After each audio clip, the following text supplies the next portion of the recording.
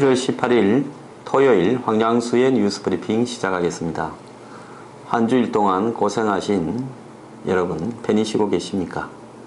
오늘 토요일에 만나는 영화 이야기, 개처럼 사는 사람들이 너무 많다. 홍콩 느와르의 최고봉 셔펠 쌍웅에 대해서 이야기하겠습니다. 지금 우리나라에는 개처럼 사는 사람들이 너무 많습니다. 근데 사실 개처럼 사는 사람들이 많다는 욕이죠. 근데 제가 개를 굉장히 좋아하는 애견가인데요. 개를 가지고 이 사람을 평가하는 것은 개한테 굉장히 모욕적인 겁니다. 제가 봤을 때 사람보다 훌륭한 개들이 세상에 훨씬 많습니다. 근데 왜 제가 이런 말을 하느냐? 셔펠 쌍웅 영화가 처음에 포스터가 나왔을 때 거기에 이 하피가, 제가 그때 한참 운동권하고 또 돈도 벌고 고생할 때였는데요. 군대 복학해가지고요. 이 뭔가 하면 개처럼 살기보다 영웅처럼 죽고 싶다. 야, 그 포스터 카피를 보는 순간에요, 너무 멋있었습니다. 영화 셔펠 쌍웅은 89년에 나왔는데 홍콩 느와르 영화의 최고봉이었다. 그 이후부터 또 홍콩 영화는 맛이 가기 시작했습니다. 그래서 당시의 시대상과 또 느와르 영화는 뭔가, 또 셔펠 쌍웅 이야기 좀 해보겠습니다. 먼저 느와르 영화라고 하면요, 1941년에 나왔던 유명한 하드보일드 소설을 영화화한 말타의 매라는 영화가 시초입니다.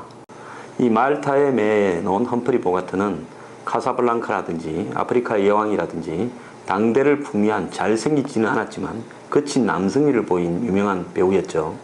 그런데 말타의 매가 그 이전의 영화와 굉장히 달랐던 것은요, 아주 냉혈한, 그걸 갖다가 건조하게, 그 사람의 감정이 없이 살인이나 또 폭력을 행사하는 것을 하드보일드라고 이야기하지 않습니까? 하드보일드한 스타일로서 탐정인 험프리 보가트가 착한 사람인지 나쁜 사람인지 구별이 가지 않습니다. 과거의 미국 영화에 보면 권선징악이 확실했죠. 그래서 착한 사람과 나쁜 사람의 배역이 명확하게 구분되어 있었고, 그 다음에 악당은 악당이고 착한 사람이 악당 역할을 절대 맡지는 않았습니다. 그런데 이 느와르 영화에서부터 주인공들이 아주 냉혹한 악당들이 많이 주연을 맡고 했죠. 그래서 미국에서 나온 영화는 몇 편을 거치면서 더 이상 커가지 못합니다. 미국 할리우드 영화가 굉장히 액션이나 스펙타클을 중요시하는 형태로 가면서 미국에서 느와르 영화가 큰 인기를 끌지 못하고요. 40년대 후반, 50년대에 프랑스로 건너가서 느와르라는 이름에 걸맞는 본격적인 프랑스 느와르 영화가 시작이 됩니다. 그 대표적인 영화는요, 앙리 조르주 클루즈의 공포의 보수라는 영화입니다. 그 이후에 루이말 감독의 사형대 엘리베이터, 그런 어떤 이야기들, 또 그 다음에 이 암흑가의 두 사람, 이런 영화들이 느와르 영화를 대변했죠. 이브 몽땅, 또 더 나아가서 알랑들롱, 장가방, 이런 사람들이 느와르 영화에 이 단골로 등장을 했습니다. 이 느와르란 말이 프랑스어로 검다라는 뜻이죠. 그래서 어둠의, 암흑가의 세계를 묘사하고, 암흑가에서 나타나는 배신, 폭력, 그리고 인간의 리얼함, 잔인함, 이런 부분들을 주로 이 전쟁 후, 그러니까 포스트 2차 대전 후에 그 어두운 시절, 유럽이 그때 전쟁 때 다 파괴돼 가지고 뭐가 있겠습니까? 그 어두운 시절에 살아가기 위해서 폭력과 남을 등치는 일들을 해가던 밑바닥 인생들을 갖다가 이렇게 조명한 것이 프랑스에서 느와르 영화가 본격화된 겁니다. 그래서 우리가 어릴 때 보면요, 제가 60년대 70년대 아주 어릴 때 극장에 가면 딱 영화가 세 종류였습니다. 미국 할리우드 영화, 그때는 1년에 이 할리우드 영화나 이런 외국 영화가 한 20편밖에 수입이 안 됐어요. 영화 수입권을 갖다가 국산 영화에서 정부를 홍보하는 일을 충실히 한 사람이면 외화 수입 판권을 줬습니다. 그렇기 때문에 1년에 기껏 20개 안팎의 영화만 수입되어 있기 때문에 허접한 영화가 들어와도 외화만 들어오면 극장 앞에 줄을 섰죠. 근데 할리우드 영화가 너무 비싸니까 한국에 영화 판권을 가진 사람들이 좀 싸게 와가지고 히트 치려고 하면서 프랑스의 느와르 영화가 들어왔고요. 좀 더 이제 더 싸게 하는 것은 홍콩의 무협 영화였습니다. 그 왕후의 외파리 같은 영화가 있죠. 장철 감독의 영화. 그런 영화들이 쭉 들어왔죠. 그러다가 이제 중간에 60년대 후반 70년대에 미국에서 또 이 느와르 영화의 거장이 한 명 나타났습니다. 샘 페킨파 감독이라고 해서 와일드 펀치가 그 사람의 대표적인 영화인데요. 엄청난 이 총탄이 난무하고 슬로우 비디오가 있으면서 주인공들이 전부 나쁜 갱들입니다. 그 샘 페킨파 감독은 처음으로 폭력의 미학, 즉 폭력을 행사하는 것은, 사람을 죽이는 것은 잔인하고 총을 쏘는 것도 잔인한데, 저 사람은 폭력을 마치 아름다운 것처럼 묘사하는 것으로 해서 굉장히 칭송을 받았죠. 그 샘 페킨파 감독의 그 느와르 영화가 나중에 이제 이 2차 대전 영화에도 나오게 됩니다. 17인의 프로페셔널, 한국 명어로는 아이런 클래스, 첫 십자군장이라고 됐는데요. 제임스 코반이 주연한 2차 대전 때 이 러시아 전선에 투입된 독일 병사의 아주 비현실적이고 비이성적인 그런 독일군의 행태에 대해서 저항하게 되는 그 과정을 다 다룬 영화인데요. 그때 전투 장면이나 폭력 장면에서 사실상 전쟁 영화지만은 느와르 영화의 특유의 쾌감을 갖다가 보여주면서 슬로우 비디오 씬이라든지 이런 부분들을 갖다가 아주 극대화시켰습니다. 그런 샘 페킨파의 그 영향을 받은 한 홍콩의 젊은 사람이 80년대 중반에 이 홍콩 영화에서 자신의 뜻을 폈습니다. 그 사람이 오우삼 감독인데요. 오우삼은 훗날 존우라는 이름으로 미국에 건너가서 페이스 오프라는 존 트라폴타가 나오고 니콜라스 케이지가 나오는 영화를 만들기도 하고 뭐 여러 영화도 제작했죠. 근데 이 사람이 그 이전에 있었던 미국, 프랑스, 샘 페킨파 이런 사람들의 모든 이 폭력의 미학, 정서들을, 느와르 영화의 정서들을 다 흡수해가지고 자신의 영화에 담았습니다. 그럼 왜 홍콩에서 갑자기, 그 이전까지만 해도 성룡이나 뭐 이영걸, 뭐 왕우 이런 사람이 나오는 무협 영화가 유행했는데 왜 갑자기 홍콩에서 80년대 중반에 느와르 영화가 나왔을까요? 그 부분은 제가 지난번에 천민미를 이야기하면서 했던 당시의 홍콩의 우울한 출구가 없는 사회 분위기와 맞물린 겁니다.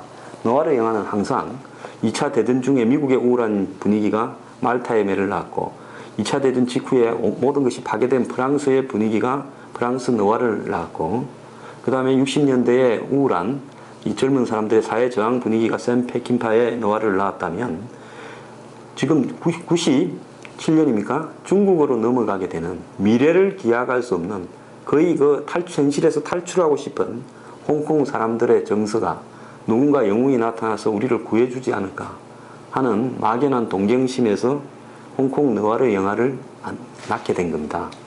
그래서 느와르 영화의 홍콩 느와르의 시초가 되는 것은 성항기병이라는 84년에 나온 영화인데요. 중국에 있던 사람들이 홍콩에 돈을 벌러 가게 되면서 범죄를 저지르러 주인공들이 대부분 죽는 영화인데 저도 얼마 전에 봤습니다. 그래서 굉장히 참 냉혹한 정서가 포함되어 있어요. 그런데 그 영화 이후에 이제 86년에요. 제가 군대 가 있을 때입니다. 군대에서 난리예요. 휴가 나가면 외출 나가면 다 그 영화 봤냐. 그거 뭐냐고 하니까 영웅 본색이었습니다. 장국영이 주인공이고요. 거기서는 주윤발이 사실상 조연이었는데 너무 멋있어서 주윤발이 마치 주연처럼 해석되었죠. 정룡도 나오고 홍콩 영화의 감초들은 다 나오는 영화인데 사실 내용상으로 보면 영웅 본색은 좀 많이 어설픕니다. 그런데 그 영화에서 바바리와 머플러 그리고 쌍권총을 들고 발레를 추듯이 슬로우 비디오로 이 총을 쏘는 모습 그리고 또 당년정이라는 이 주제곡 등이 맞물리면서 이 젊은 사람들에게 80년대 중반 그때는 전두환 대통령이 집권할 때입니다. 젊은 사람들이 우라병이 좀 있었죠.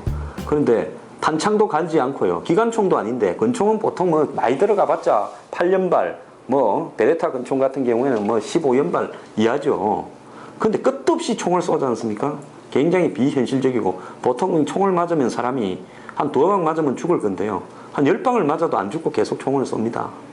그래서 만화 같은 이야기인데 좌우간 극이 나타난 사람들이 80년대에 우리나라의 정서, 경제는 성장하고 있었지만 이 민주주의는 탄압받고 있었다.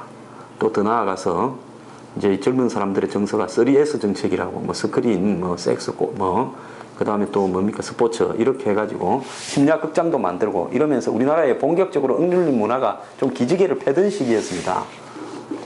저는 전두환 대통령이요 심야극장은 굉장히 잘 만들었다고 생각합니다. 저도 많이 보러 갔는데요. 저도 학력고사를 친 날 시험지를요 심야극장 영화 한 편 보고 나서 매겼습니다. 내가 몇 점 받았는가 인생을 좌우하는 중요한 부분인데 심야극장에 가서 에로 영화를 한 편 보고 그 다음에 그때 에로 영화가 무슨 훔친 사과가 맛이 있는가 뭐 그거였습니다.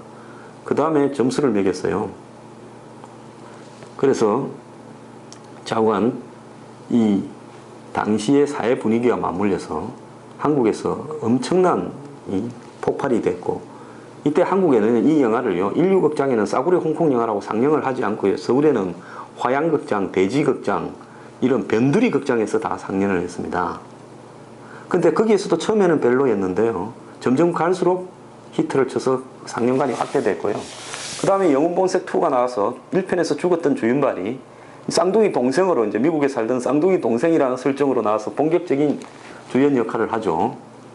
그래서 그 영웅본색 2편은 1편보다 더 히트를 치게 되면서 그야말로 영웅본색으로 홍콩의 느와르 영화가 전성기를 맞으면서 이런 류의 영화가 아마 1년에 한 7, 80편씩 수입이 되었고 홍콩에서는 7, 800편씩 만들어졌을 겁니다. 그러니까 홍콩 배우들이 뭐 하루에도 이 영화 찍다 저 영화 찍다가 수도 없이 쫓아다니면서 영화를 찍었어요. 그러다가 이제 오우상 감독은 영웅본색을 1편, 2편만 찍었습니다. 1편, 2편이 성공하니까요. 제작자였던 서극 감독 유명하잖아요. 홍콩의 뭐 스티븐 스필버그다. 이렇게 유명한 감독인데 서극 감독이 욕심을 내가지고 3편은 내가 직접 찍겠다고 오우삼을 쫓아내버렸습니다.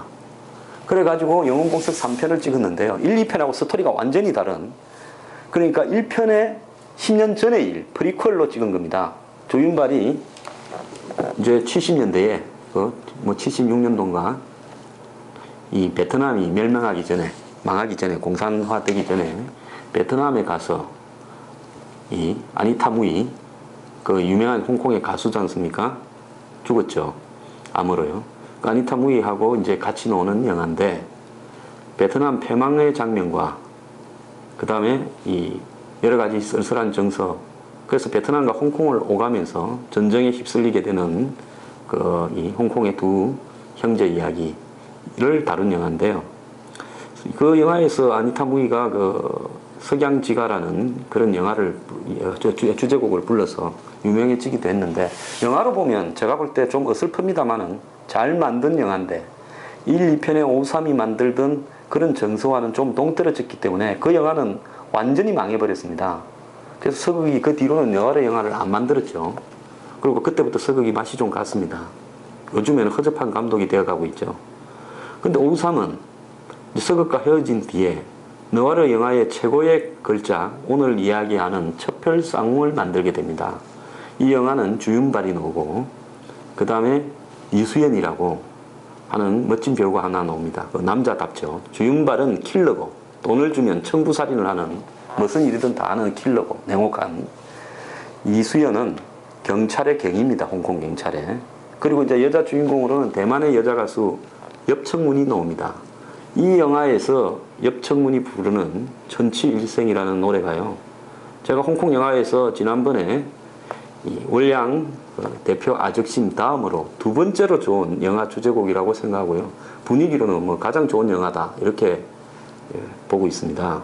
자오간 이 킬러가 청부살인을 하는 과정에서 총을 쏘다가 밤무대에 술집에서 총을 쏘았습니다. 그러다가 술집에 있는 여자 가수 한 명 눈을 멀게 만들고 그리고 그 뒤에 이 킬러가 그 여자 가수에게는 갑자기 동정심이 들어서 돌보게 되고 사랑에 빠지게 되고 또 조직에서 배신을 당해서 쫓기게 되고 또 이 킬러를 잡아야 될 경찰이 이 사람이 너무 멋있는 거예요. 킬러지만은.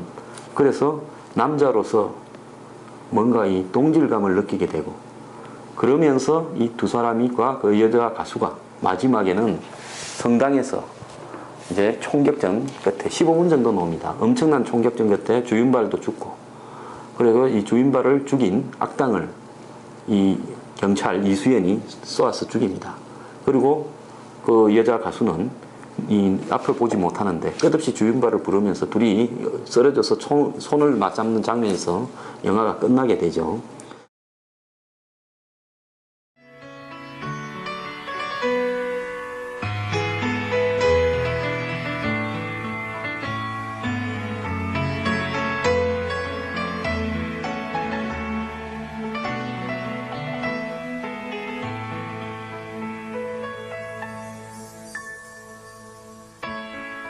在每一天，我在流連，這心漂泊每朝每夜，多麼想找到願意相隨同伴，使這心莫再漂泊。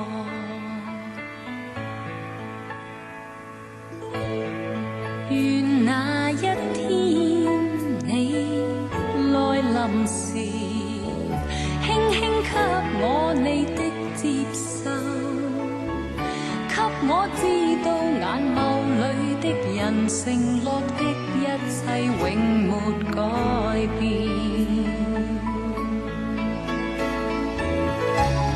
多少期望，多少夢，皆因心裏多孤寂。即使期望多飄渺，期望已能令我跨進未來，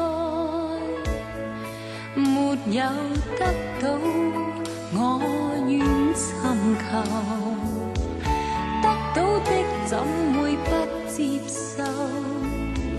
儘管想擁有，但卻只能期待，始終淺醉在心裏。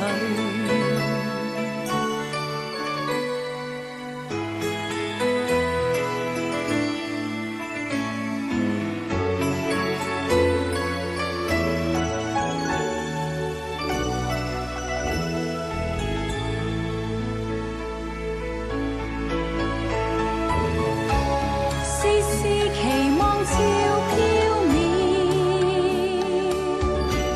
編織千串心裏夢。即使期望似夢幻，人漸醉，在夢裏開始滲漏，讓我編織開始滲漏，一天一天淺醉過一生。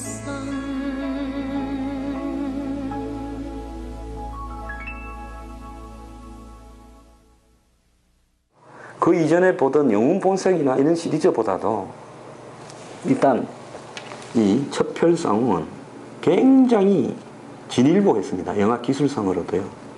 굉장히 그 영화를 아주 멋지게, 그 미장센이라고 부릅니까? 화면 구성을 굉장히 멋지게 하고요. 그리고 주윤발은 거기서 아마 내가 여태까지 영화에서 본 사람 중에 그때 첩혈상웅에서 본 주윤발만큼 멋있는 사람을 보지 못했습니다.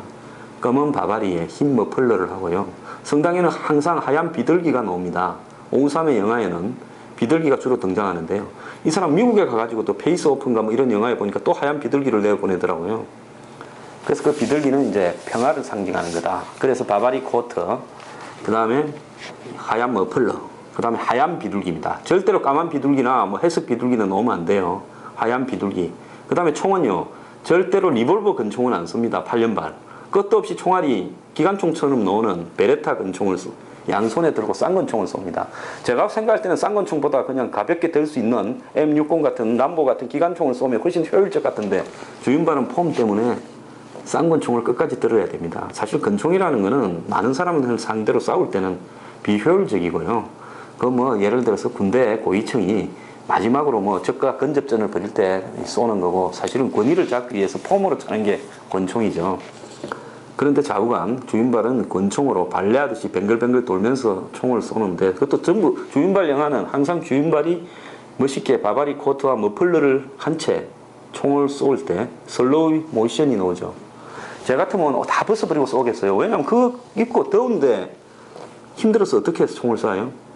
좌우간 이때의 주윤발의 모습은 홍콩의 89년의 암울한 정서, 그 영화는 천미밀에서도 나왔습니다만 이 미래를 기약할 수 없는 인생, 결국 너와르나 암흑가 그리고 배신, 폭력 이런 부분들은요, 그런 정서가 바닥에 깔릴 때 그것이 영화에서 멋지게 성화가 됩니다. 그게 없이요, 밝은 분위기에서 동네 양아치들이 뭐 서로 싸우고 예를 들어서 뭐 총 쏘고 하는 것은 그야말로 그냥 단순한 액션 영화죠.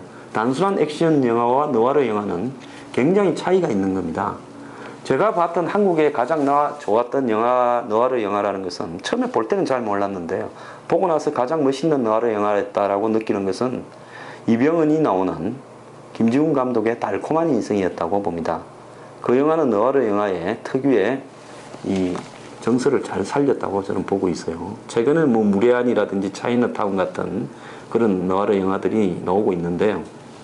좌우간 이 홍콩 반환 시점에서의 암울한 정서와 결합된 이 느와르 영화는 한마디로 아까 제가 서두에 이야기했지 않습니까? 개처럼 살기보다는 인간답게 죽고 싶다. 즉 가장 중요시하는 정서가 의리입니다. 의리. 의리하다고 해가지고 요즘 광고도 나가는 배우가 하나 있지 않습니까? 그래서 이 남자 세계의 의리, 그리고 암흑가 세계의 의리, 오늘날 발을 디디고 사는 현실은 정말 개판이지만은 그 속에서 나는 친구를 위해서, 여자 한 명을 위해서, 남이 보면 보잘것없는 가치지만은 약속을 위해서 목숨을 바치는 의리가 이 느와르 영화의 특유의 이 포맷입니다. 그리고 주인공은 끝에 다 죽어야 됩니다. 느와르 영화에서 주인공이 살아가지고 돈 벌어서 잘 사면요, 느와르 영화가 코미디가 돼버리죠. 그래서 비장함이 또 의리에 곁들여져야 되고요. 그것을 표현하는 방식이 굉장히 암울한 정서와 이런 것들을 담겨가지고 가야 되고, 또 거기에는 항상 극적인 장면에는 노래가 아주 멋있는 애절한 노래가 한 방 터져야 되죠. 그것들이 이제 맞물릴 때 영화 전반에 깔고 있는 그런 어떤 이 느와르 영화 특유의 분위기가 되살아나서 성공할 수 있는 겁니다.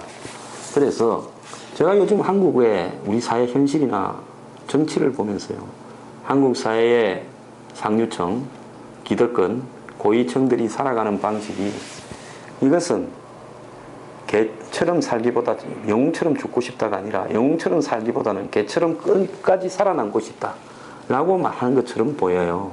자, 정치판 한번 보십시오. 어제 주군을 오늘 이제 배신해서 죽이려고 하고, 주군이 배신의 정치를 논하면서 카메라 앞에서 질타를 해야 되고, 그리고 주군의 뜻이 뭔지를 알면서도 끝까지 버티다가 대항을 하려다가 또 좀 주탄 두드려 보니까 손해볼 것 같으니까 또 한 명 바보 만들어서 내보내고, 그리고 어제는 비판하던 사람들이 오늘은 칭송을 하고, 한마디로 저는요, 악당이라도 끝까지 악당의 특유의 정서와 목적을 가져간다면 악당을 미워하지는 않습니다. 그리고 영웅이면요, 정말 결과에 관계없이 영웅처럼 한번 행동을 해야 되는 게 영웅입니다. 우리 사회에 어디 사회 지도층이나 정치인 중에 영웅 같은 사람이 있습니까? 세월호가 가라앉았을 때, 메르스가 판을 칠 때, 그 다음에 더 나아가서 이 정치 지도자, 당 대표로서 중요한 결정을 해야 될 때 전부 보면 눈치를 보고, 덩치는 산만하고 바바리를 걸치고 나오지만은 하는 행동은 홍콩 영화에 처음 나와서 까불다가 총 맞아 죽는 건달만도 못하게 나오지 않습니까?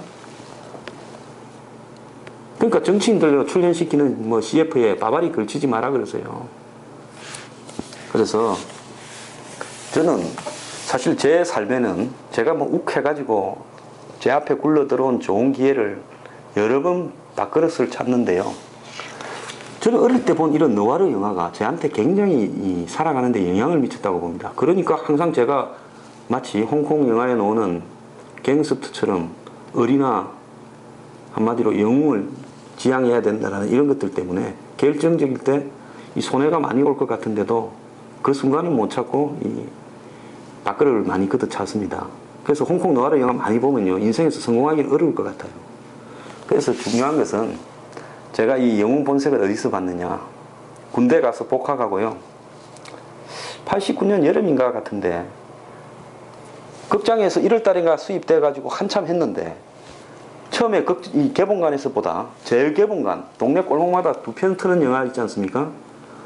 거기서 막 한 서너 자를 털고 앉았더라고요. 그리고 소문이 대단하다고 하길래 제가 그때 당시에 돈을 좀 벌려고 논현동에서 일을 좀 했는데 이제 술 한잔 먹고 낮술 한잔 하고 논현동 그 사거리에 극장이 하나 있었습니다. 논현극장인가 그런 것 같은데 재개봉 극장이죠. 거기 들어가서 이 영화를 봤는데 야, 그 젊은 날에 봤던 그 영화의 충격이요. 얼마나 멋있던지. 야, 오늘날 내가 발을 디디고 사는 이 한국에서 내 인생이라는 것은 미래를 기약할 수도 없고 맨날 운동권에 뭐 데모에 참 고달픈데 하루를 살아도 저렇게 멋있게 살다 가야 되지 않겠는가. 이런 어떤 이 충격을 좀 받았던 적이 있습니다. 그래서 이 주윤발이 우리 한국에 제 나이 또래나 그 밑에 나이에 청춘들한테 미친 영향은 정말로 지대할 거라고 봅니다. 낮에는요 길거리 나가서 돌도 던지고 화염병도 던지고 저녁에 와서는 주윤발을 논하면서요 이 세월을 한탄했던 게 그 시대였습니다. 그래서 이 너와르 영화 정말 하드보일드한 주인공과 또 현실을 있는 그대로 냉혹하게 묘사하는 네오리얼리즘 또 독일식 표현주의라고 해가지고 인간의 내면 세계에 대해서 아주 주관적으로 해석하는 이런 어떤 부분들이 결합이 돼서 그것이 그 홍콩이라든지 프랑스라든지 이런 사회 분위기와 맞물려서 굉장히 우리 영화 팬들에게는 끊임없이 담릭하게 할 좋은 주제의 영화입니다. 그래서 오늘 제가 이야기하는 첩혈상웅 이 영화야말로 홍콩 영화의 최고점에서 한국민에게도 엄청난 영향을 미쳤는데요. 그 이후에 이 오우삼은 첩혈가두를 만드는데 이것은 중국에서 70년대에 이 친구가 돈을 벌러 베트남에 갔다가 서로 배반하고 죽이고 하게 되면서 이 비참하게 인생을 끝내는 그런 과정을 다룬 영화인데 이 영화도 상당히 괜찮았는데요. 오우삼은 이 영화를 되게 이 제작비를 많이 투입했는데 실패해 버렸습니다. 그리고 오우삼은 그 이후에 이제 미국으로 90년대에 건너가게 됩니다. 그리고 이후에 이제 홍콩 영화는 계속 홍콩 영화에 담겨야 될 너와르의 어떤 특유한 정서를 잊어버리고요. 액션에만 몰두하다가 끊임없이 자기 복제를 한다 그러죠. 비슷비슷한 걸 유덕화를 하루에 몇 영화를 찍게 하고 이런 식으로 가면서 홍콩 영화는 거의 문을 닫게 됩니다. 그러다가 2002년에 무관도라는 영화가 4편까지 나오게 되는데 4편은 좀 그렇고 3편까지가 제대로 된 영화죠. 그 영화가 너와르를 부활시켰다. 홍콩 너와르를. 이래서 평을 받는데 우리나라 사람들이 좋아했던 주윤발이 노는 너와르 영화의 특유한 정서가 없이 굉장히 드라이한 하드보일드한 너와르로 가버렸기 때문에 사실상 홍콩 너와르가 아니라 프랑스 너와르에 가까워져 버렸습니다. 그래서 그 이후로는 홍콩의 너와르 영화가 지금까지 사실상 맥이 끊어져 버렸습니다. 그래서 제가 지금도 가끔씩은 첩혈상웅을 보는데요. 이 영화를 볼 때마다 젊은 날에 참 꿈도 많고 기대도 많았고 또 미래가 막막하기도 했고 현실이 암울하기도 했던 그 시절에 이 주윤발이야말로 첩혈상웅이나 영웅 본색이야말로 우리가 살아가는 세상에서 유일한 탈출구였다. 그리고 유일하게 멋있는 사람이었다. 라고 느꼈던 그때 생각이 납니다. 자, 오늘날 한국에 참 높고 배부르고 훌륭하신 분들요. 개처럼 사지 말고 영웅처럼 짧게라도 좀 살아보기 바랍니다.